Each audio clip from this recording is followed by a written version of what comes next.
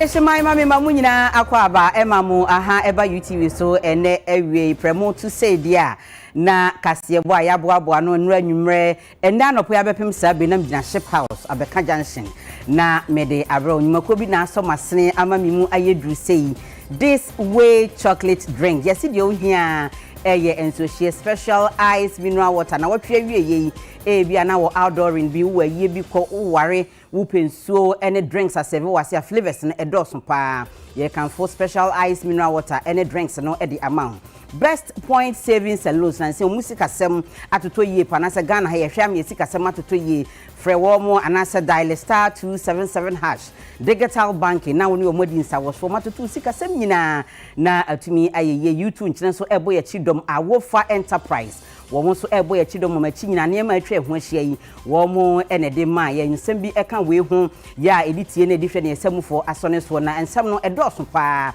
ye bedi mu akotene bi enie Yekopie mu ewo parliament adom kuma wo mo ho so e de afutuo ma aban se wonhwe na nasoafo no wo meje won keka wo mmom na emwa na ente na ban no eso saa na afutuo akọ ama aban se agriculture eyekuayo no wonhwe na wonhwe mu kena na betimi aboa pa yekopie mu ewo asante mamponso a mpanifu a ho kyese Green Ghana project no ye eduadua nnua no yade afulanifo mo mpotam ho ha wo mpa nnua mbedua no bekwa wiase na wo mo asai ni nyina ye kopie mu wo amanone nso a ye ko Nigeria man mu a yade a fast na nasa akomkyene ya wo mo ye wo ho no wo mo de atudwe se wa ebehu se wudidi wa bonten bia no yade a ye betumi akyere wo nsem bi kan we hu ya editie na edihwe ene samufo asone so se memfamrem se prem to brekase bo ene fieda awie mi a mebedi ho kyame eye mosomfo adwoa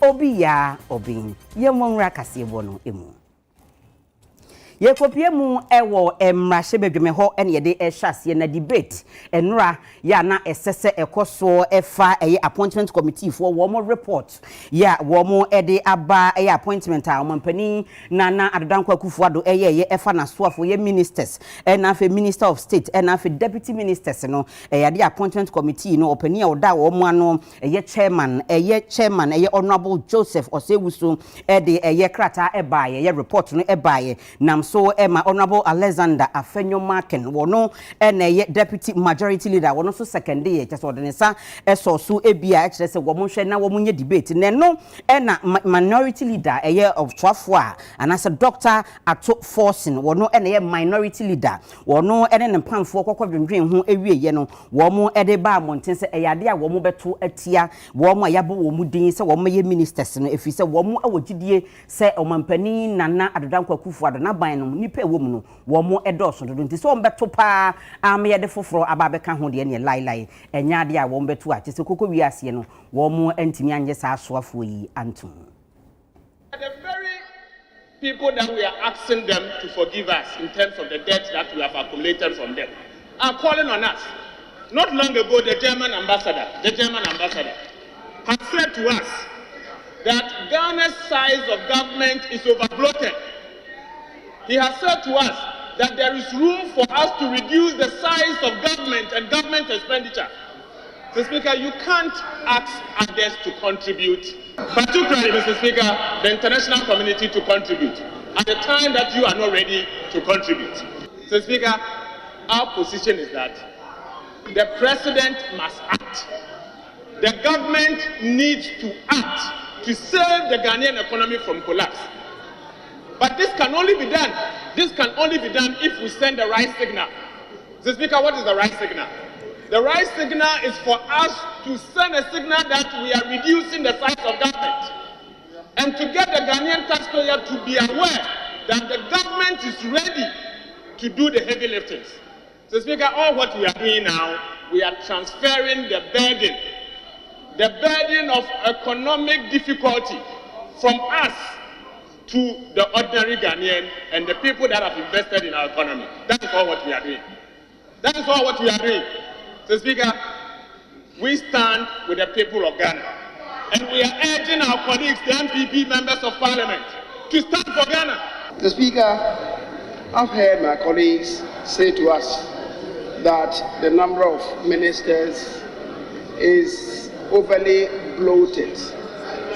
Speaker, today we have what we are going to have with these additions. I want to have a total of 86 ministers. The Speaker, at the time of the Mills Mahama administration, at a point in time, you had 76 ministers. That time, there were only 10 regions and not 16 regions. The Speaker, what does it mean? What does it mean? If you subtract 6 from 86, the number now climbed down to 80. You have 76. The 4 is colossal. Can you believe this? So, Speaker, we have seen them before, their own administration. And yet, outside there, the noise that they are generating, you have 76, this government, minus the additional 10 regions, would have 80. An addition of +4. That is monumental. Can you believe that? We have come to the conclusion of the debate, and the question is to be put tomorrow. I proceed accordingly to adjourn the House to tomorrow at 10 in the forenoon. The House is adjourned.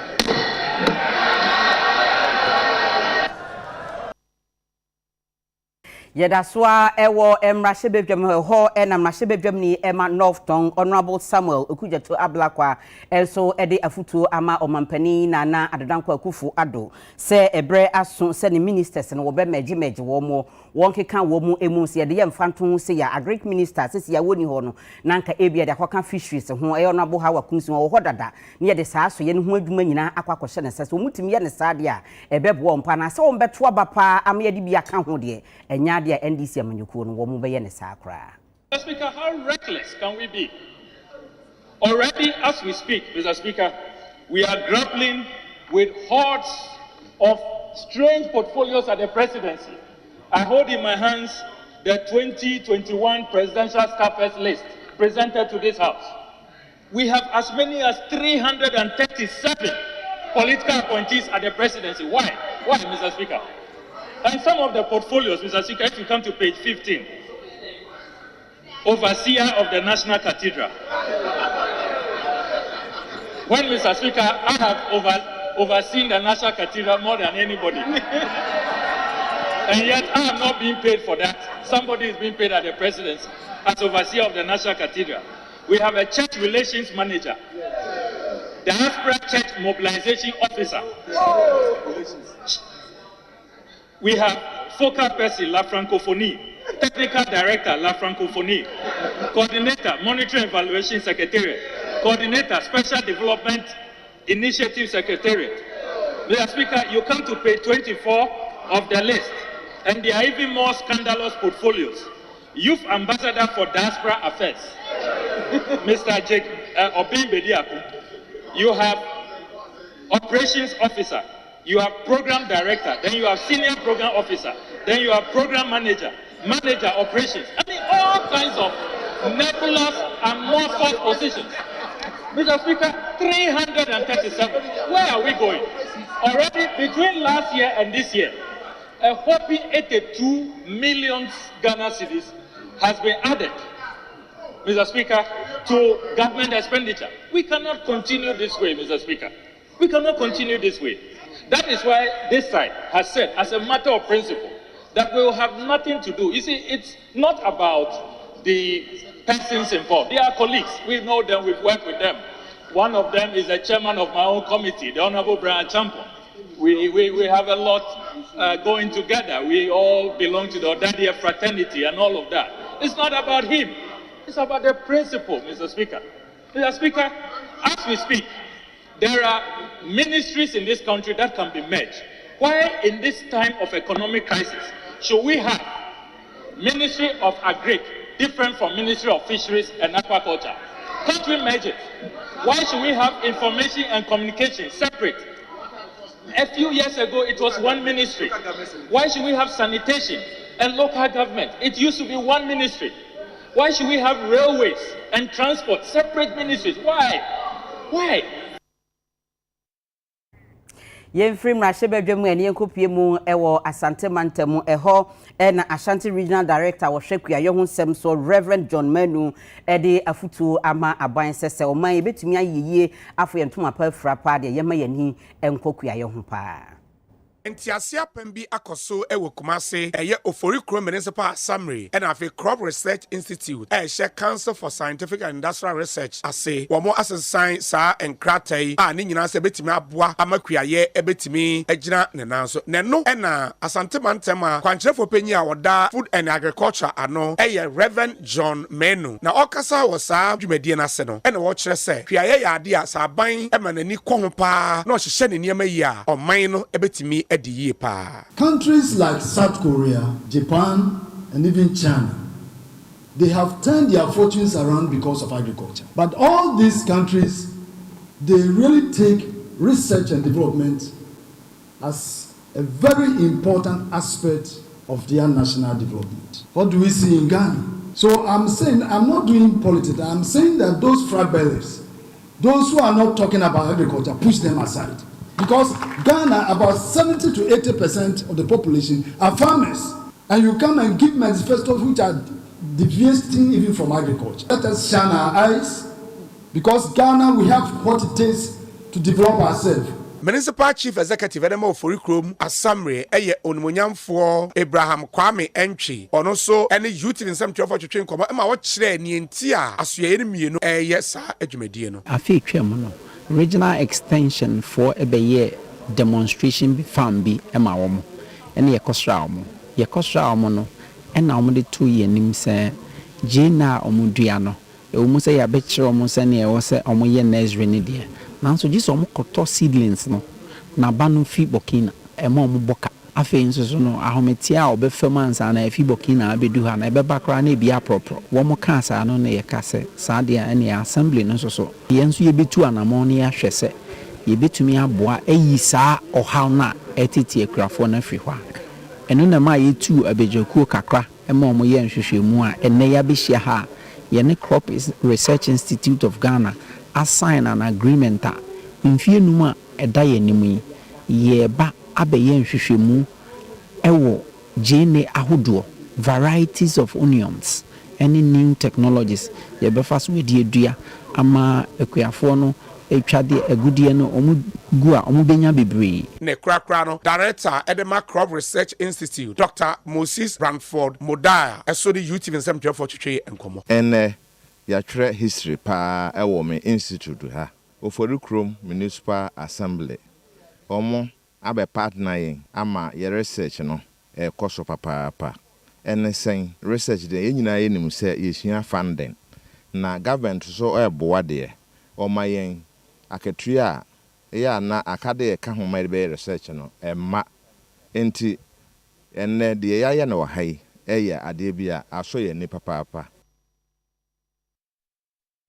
na asyoye ya mamre hu nsem so eye National Commission on Culture a wo mo ehye eye Ministry of Tourism, Arts and Culture say menemo kase no wo mo akwakopie mu ewo Accra Technical University ATU enam so ama we Ghana afahye no wo mo e de ahyehye so wo ho mo nam so atu asukufo no efopa se wo mo nyina emmoa na ya mamre ne ya mane no yentumi mmɔ ho ban ewo oman yi emu dusamre ya na ye twesi ho se ye kaka ye ho se Ghana for Ghana month sam busumi mu ne nya fa hodie ne de ne de bre yen se se no de yen pa hye yen sem se oman yen pa ne de hye yen sem no edu time bia na ye tutu na jeje mu enti ye se edu sam month ye kaka ye ho se Ghana for e de ne ye wo na de ne ye ya fa ho eno na asoye ya yehwe amamre ne amane so yenso yetuesi ye ho so se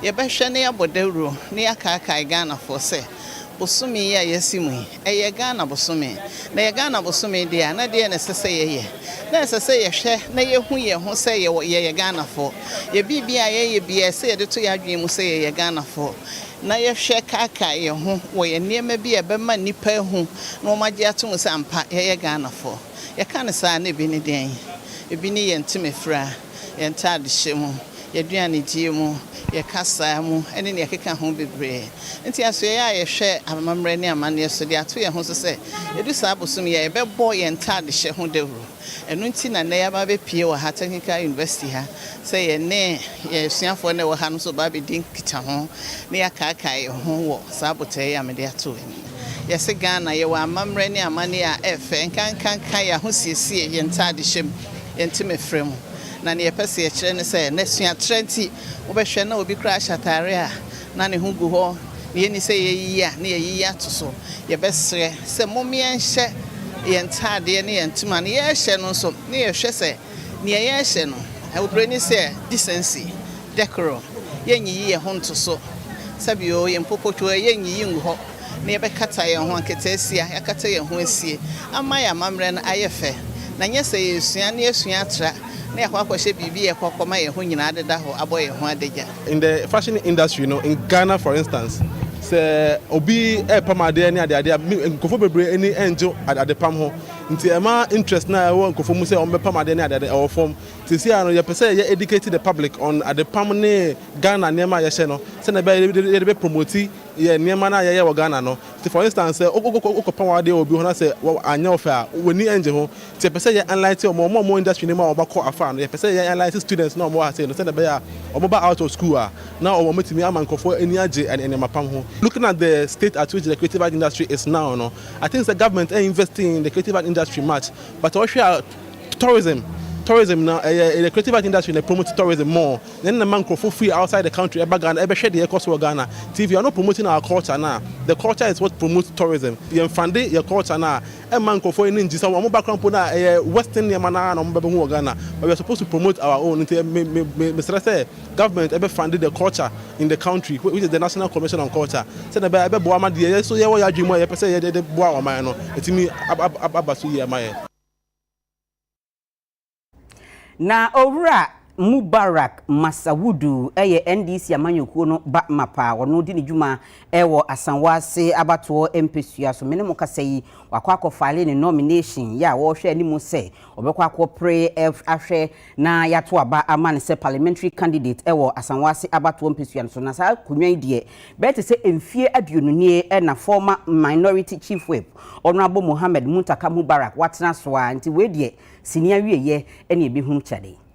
Owura Mubarak Masawudu abranti a oye NDC ni ewo Aswanse constituency ewo Asante Mantema ode ne nkrata akoma regional executives ma National Democratic Congress NDC amanyoko na kire se primaries a wo mo ebekọ se wo mo ento wo so aba na ni obetimi edi enkunim no ono ene begina ho se parliamentary candidate emfama NDC 2024 general elections no ono waye krado se ode ne nkrata nyina edi ebre wo mo se delegates enya na dom no monto aba ema no na emra ode ne nkrata ema mpanyimfo ewieye no eno ena Masawudu ene nsamtrefo ekasa no so onemunyamfo Mubarak Muntaka beye 20 years ni eno abeye mrahye bedwani ne obetima ye bia no waye awie na mmom osusu se na niema bi wo hɔ a nanka onemunyamfo Mubarak betima ye a chance a eninti eno no ekire se delegates ne nya na dom no momfa tumi no ema no na 2024 general elections no parliamentary seat eye Aswanse no wono ombedi enkunim odi enkunim a wode nepa ebebre NDC Yafale se be contested as parliamentary candidate ema Aswanse constituency na butati tru adam ani so se meboa na nipa doma e Aswanse ne nkankan mbabu na e Aswanse no etimi improve on life na party Aswanse NDC onso ehemu kena asiesie party no na niama bebre na nkoyie wo Aswanse constituency NDC mu mfia nipa di e opposition mu anaso no ankase di no enye no na yehwe impact a obetimi ameki within the constituency wonya 20 solid years and we say unique advantage bia constituency bia ni bi e wa Ashanti region ha so oba Ashanti region within the greater Kumasi area no there were 18 constituencies Aswanse nko na ye constituency a NDC ekira osa ba Ashanti region nyina nsumu a out of the 47 constituencies no NDC ekira 4 na 4 na NDC kira no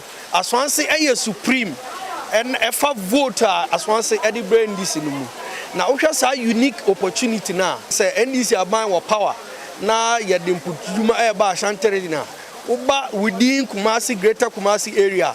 As once MP Nkwane NDC MP. Inti ama MP no automatic advantage for development. Now beyond that no, yenshede hu niama potia MP no etimi ayepte me susu say me contemporary ideas, me youthfulness, modern ideas no. Me the ebe the political power no be ka ho a metimi ayi no bebre ama so ase tumpon. Yet wakasiebo no eso na West African Network for Peace adwumaku a omobo asomdwe hu da Europa ewo abibrem aman anasa abibrem atoye man ahodo no eso menemo kasai ni wo mo ne adwumaku o muka bi yeye ni wo mo ahia enam so mo makodwendwen kwan ahodo African countries yi anasa abibrem aman ahodo no ye beboaboa ye ho na asomdwe ni bambo atumi adimu. Abram Penyifo ehwe anim se asomdwe ene bambo mapa ebetimi ama ne homene so ewo abibiman ahodo mu no. Executive Director Awada West African Network Emma Peace Building ene yen etwetwe nkomo na wotire mu se ewo mu se nhye mapa egu akwan mu a eboa se de beya asomdwe ne bambo mapa akoso ewo abibiman entem nanso so ni nyina mu no aya na eniema kakra etosia emoa emma sa bambo ne asomdwe no entimi enyina ne naso papa enunti wo se aban Penyifo a omowo bibiman ahodo mu no ewo so omohwe no mu magidie mapa emra omo ene ama ahodo entem se de be ye betimi aboa na nhyehyeye bi omudi egu akwan ma eboa ama asomdwe ene bambo etimi agina ne naso no etimi aye adwuma na aboa omafo asetena. At the dawn of democracy in West Africa, everybody thought that democracy would come with the largesse of citizens' welfare. And people are now questioning the social contract that exists between citizens and the state. On one hand, the state is supposed to provide citizens' security and welfare. But the state citizens are now providing private security, which means they are questioning the sovereignty and the authority of the state to provide that security. They are now providing themselves with the environment for welfare and the good things of life. So they are now asking, where are the dividends of democracy? In doing that, some people are asking the question the wrong way, including challenging the sovereignty of the state. And by so doing, forming a non-state actors group and now challenging the authority of the state through violent extremism, through separatist movements, and so on and so forth. So they are expressing those frustrations on the streets. And that is why, within the context of this conference, we are asking, what is the kind of framework that we can develop to interrogate this relationship and see whether we can bring a process of dialogue, even if it is one acting as an interlocutor between the state and the citizens, so that we cannot be on the same page. At the end of the day, West Africa is our region. And it doesn't matter how many people are leaving the region, at the end of the day, we will remain in the region. And we are more proud as West Africans than anywhere else we feel uncomfortable or comfortable. I think state policies is making it difficult for citizens to integrate. People want, again, a Ghanaian want to go to Ghana to have a weekend. What is the means of travel? Right. Everybody cannot afford air. The roads are not safe. We don't have rails. So the mechanisms for integration is not there by the state. The urge of the citizens is that we have a borderless community. But what about state policy? What makes you an indigene in Ghana may not make you an indigene in Nigeria. And the idea, how most of the regional economic communities that I know progressed, is that they dismantle the wall, merge their policies in such a way that you can live in France and work any other place in Europe. Okay? But that is not happening. So I believe that the citizens of West Africa, and that's why it is important to begin to put this pressure and begin to start this conversation. Enko asante mantamu eho na incumbent MP eye awo ejra secreduma se abato mpesua so Honorable Mohammed Bawa Brahima wakofali nomination fefefe se wo hwe na yasan ato no so aba na wagiram se mra se bedwam ni ama eye abato nipa awo mo abato mpesua no eso. As a member of parliament, oko parliamentar, oko first one we backbencher. Even second term crown we backbencher. Sata munyina we aso awusu adwuma ene adwase admasefo modaroma mo asoma mbako miru na migusu sese manya experience address cheduma so kwaya faso yedi adwuma kwaya faso yedi wini e wa address cheduma so no Alhaji Muhammad Bawa Bra me na bi kura asafo ano ayo obi ageke na bi obi jira no kwa bi ni dabi me kati across me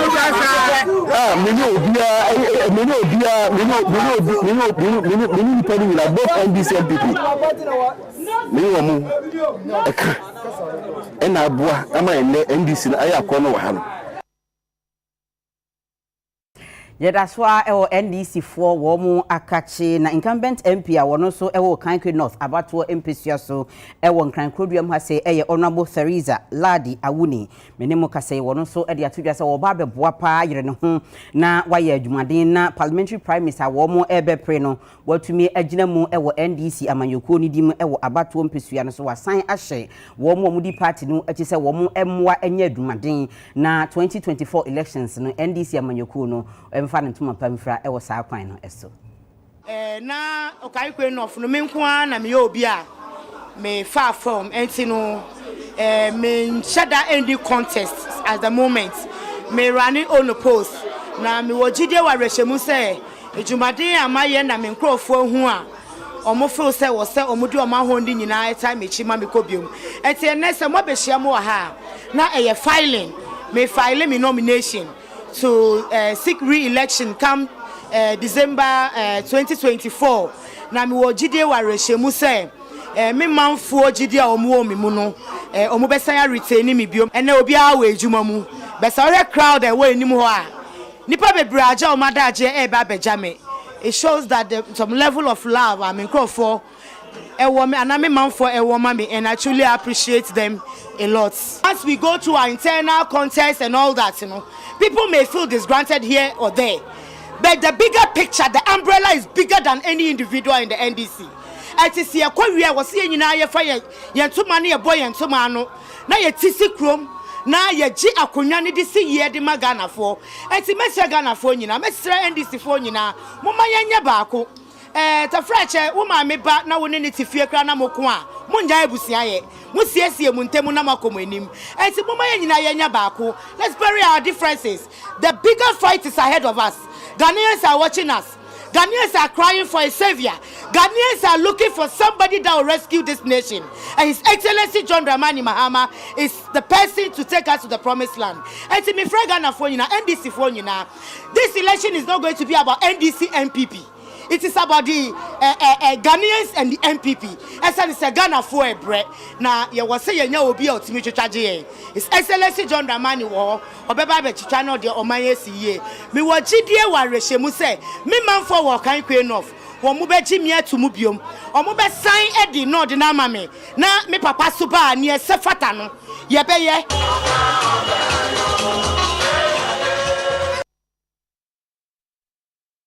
Yedaswa ewo NDC amanyeku no womo akache na National Communications Officer ema NDC amanyeku no eye owura Sami Jamfi ene ye obepie mu ewo fie ha atechensoma dwumadie so nam so ema one eja kwabran twetwe nkomo pa ewo mpudimpu dwumadie eso na wo be kasa na edikan kra no opening statement ne no de eba betu dwa se NPP amanyeku no womo kasa no womo edoso papa na womo kasa so a womo kasa kwa enkosi baabia je so womo ye talkative ankasa tinsama hodo womo kana bekwa kwa wiase na enkowie baabia adwuma bia mfiri mu mantine eno na nam so na ama oman ye ho ekire yensa oze kasa nko ena amamuo so nko eja amamuo ene kasa enyepe ye woni pa bi no mo ho a omano ede ye kasa yenka brofo yenka ne slangs na yen hyehyɛ bɔhya kɛse ne ade odi obisa ye nuano mo ma ombeka kyerɛ mema ni bebre wo asa no mote omano wede pa but when it gets to time for action results afedi na akwakoda ne boachi bidin eno na Ghana fo bebre hu a ama ban we 86 adane 19 no say eja obeka say MPP for omo be pe konwa omo kansem dewa pa ensem wa de chain de wo kan sisi e sebi nsem wa na sichiri wum ewo wum okọ nwuram kura ko ka kire aboa moti a sebi anha obedi wachi afiri nwuram abafie ɛna ɔmo ka kyerɛ Ghanafoɔ yɛayɛ mmɔbɔ dodo yɛayɛ mmɔbɔ koraa dodo yɛte sika so ɛkɔm yɛ dɛn ɛdeɛ ɛgya sɛ wokae saa nsɛm no ɔma yi nyɛ ohia man ɛyɛ mpanyinbɔne na ama yɛ ho kyerɛ yɛn yɛba ne abɛtoto nneɛma yie abɛtete nneɛma so ama obiara ho atɔ no yɛwura ba wɔ aso deɛ ma yɛ adwuma wɔ Bank of Ghana da menim sɛ Ghana sika wɔ ha paa ebinom na ɛte so sɛ yɛyi sika no ne yɛkyekyɛ ma constituency biara afi biara no constituency biara betumi anya $1 million ɛnya saa no kan ama bosomi du nwɔtwe akyi in 18 months ɔse kuro bia ni Ghana wo benya sebi mpreduasa ensuo anaasɛ ahonidie ɛho how bia. And so when we are seeing the very opposite of all those things they promise. And one village, one dam away. $1 million per constituency. Constituency ben e Ghana obi tumi aka se wenye bi. One district, one factory, nada nkwa. Enyuma na omoka so mo de brema emu ane emeba wa na wenfa. Enti aban we kasa. Now yensem troni wo ye Ghana ni a. Tie ni mienu omampenye kufu ado chiawa hwe wi ansa na waje so.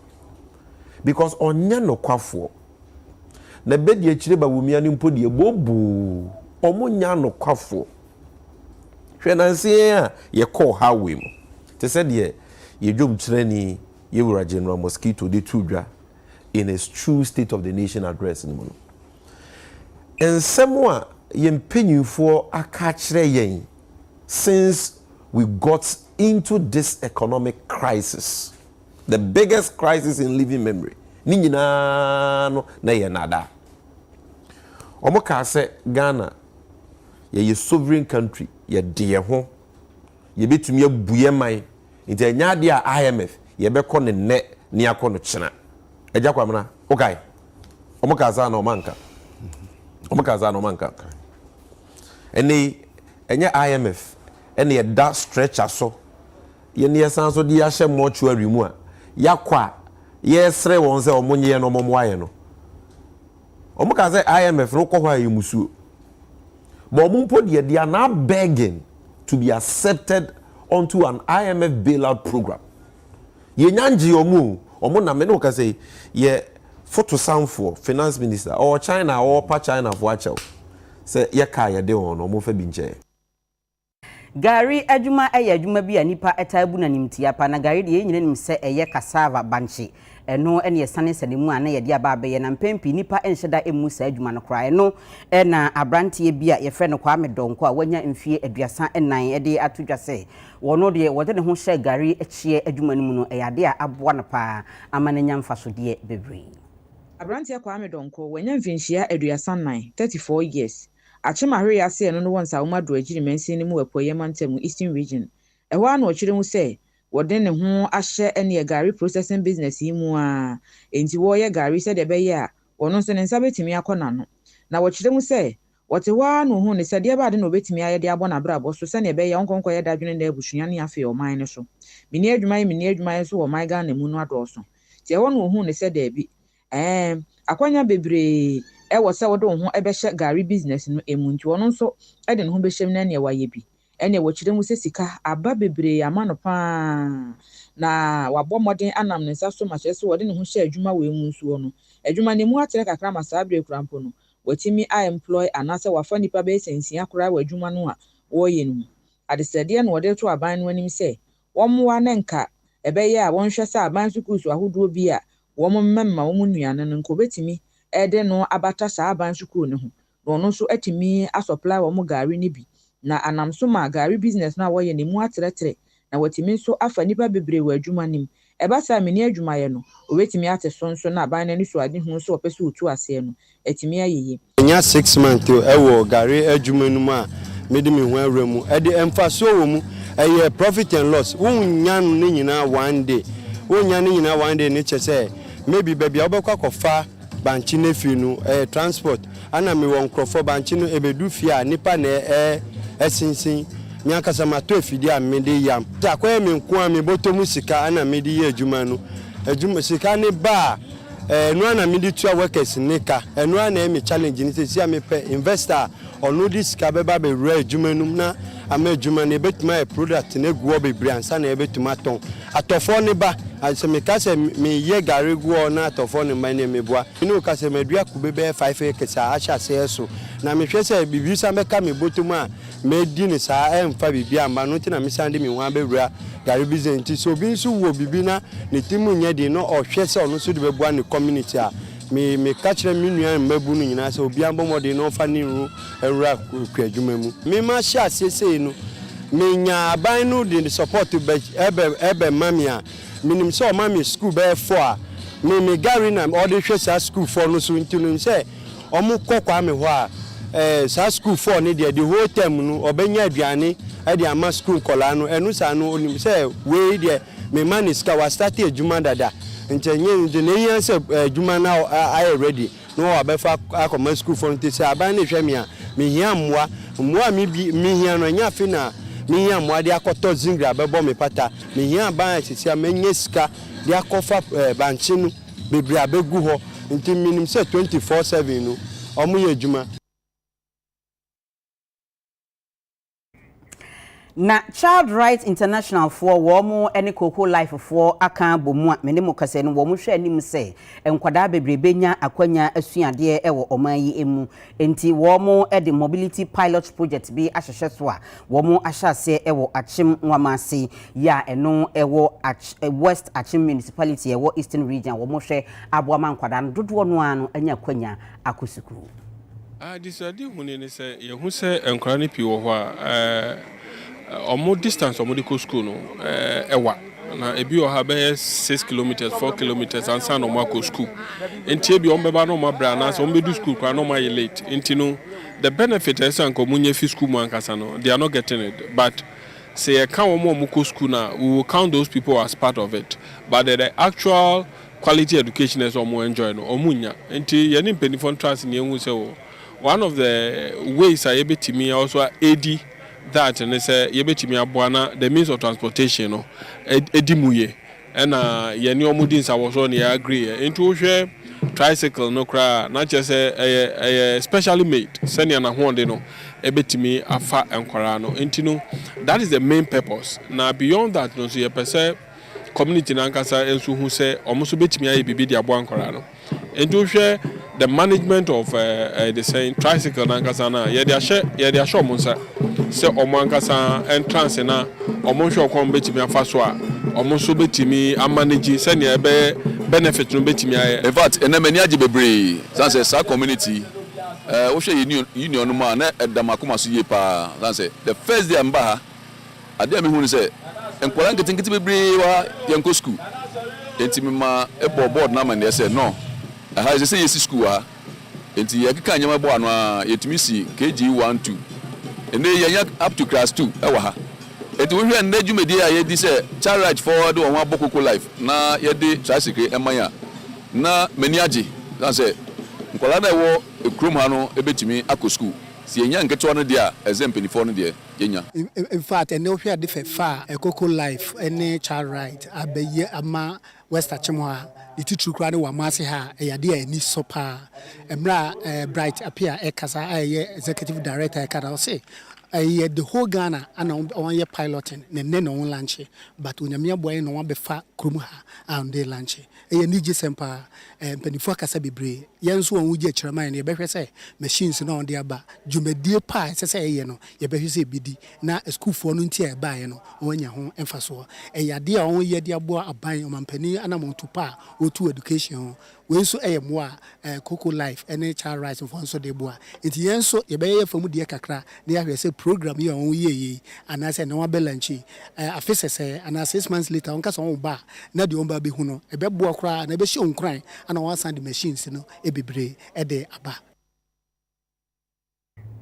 na yenuanom mabuna wo mo ekosuku ewo dade so aba nursing training college a ewo ahafu mantam mu na ekasa yi womo ekyese womo light off anase blackout a eyade a womo ni generator bia ewo sukum ho a ema womo anyinam kane ama womutim di esuade na saade wei eyade a eha womo pa womo de sansem we nyina tudwa efa womo SRC president Owura Osei Steven Safo wabra ogina so edeto eye Asutufi South DC na afi staff a womo eye adwuma ewo sukum ho no womo gina so ede ato womo anim na wa hano ye wo problem bebre esre omombra ambe my fence wall let me protect encroachers from our compound.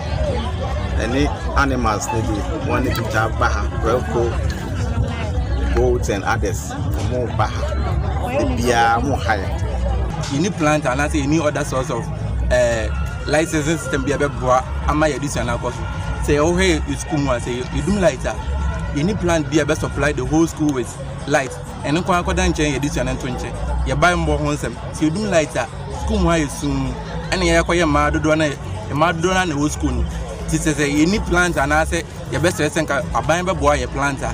You be a best supply with school with light, say you do like that. And never boy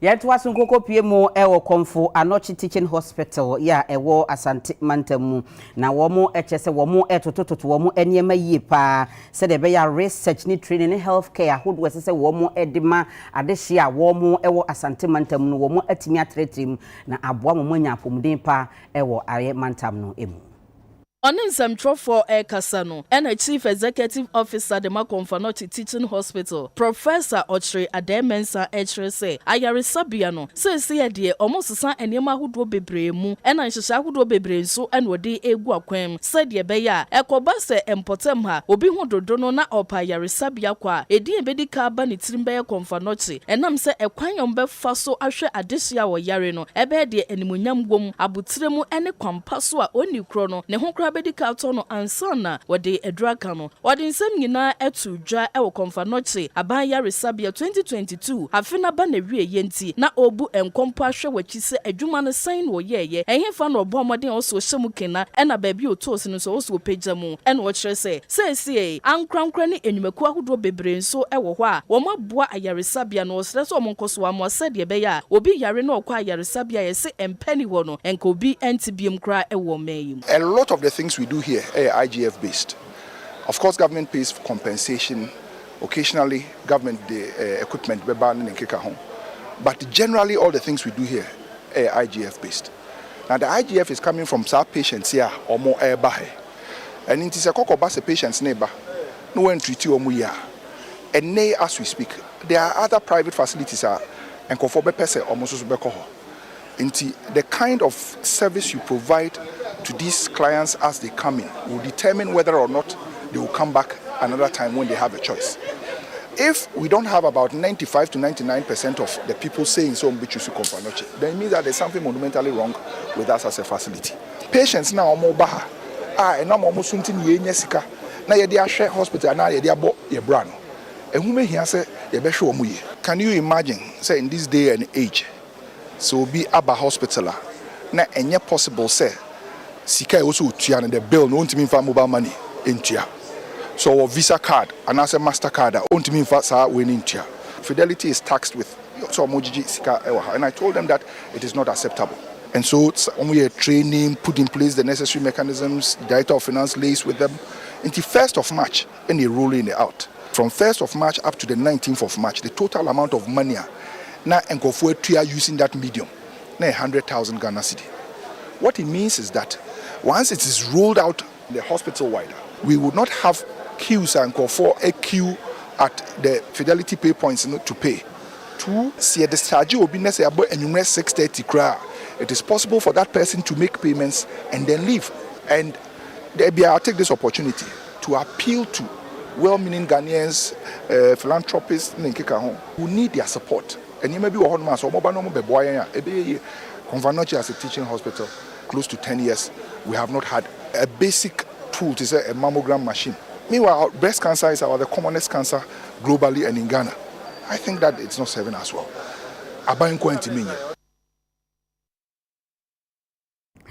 Yede kasebo no eko amanone ensemu akopie mu ewo oman Nigeria. Yenyenim se Ramadan no eye akomkire no wo mo ahyase ewo ye wiase afana nyina Nigeria man no eka ho ebi na Northern Kano no eye state a ewo Nigeria man mu no eyade a wo mo di Islamic police for aba monten ya wo mo ekyese obi a mbehunu se wodidi wa abonten bia ewo Ramadan abri mu no eyade a wo mo de ne befa emra kwan so pa wo masan agina so de atudwa se obi bia obedanse muhunu adi a wanna suba pampa dipa ewo Ramadan busumi yi mu no eno so wo mo de ne befa emra kwan so na ni nyina ene se wo mo eye sa Ramadan na eyade a eye holy pa wo mo hwese nko bia beda suba pampa di na afi so akomkye na wo mo eye no betimi aye ne yenti ehun se wodidi wa abonten dia ene osom asrafo ne wo mo amuka bi yeye na betimi a kire wo no eyade a wo mo ebe kire wo ede wo afa emra kwan so pa ewo sa kwan no eso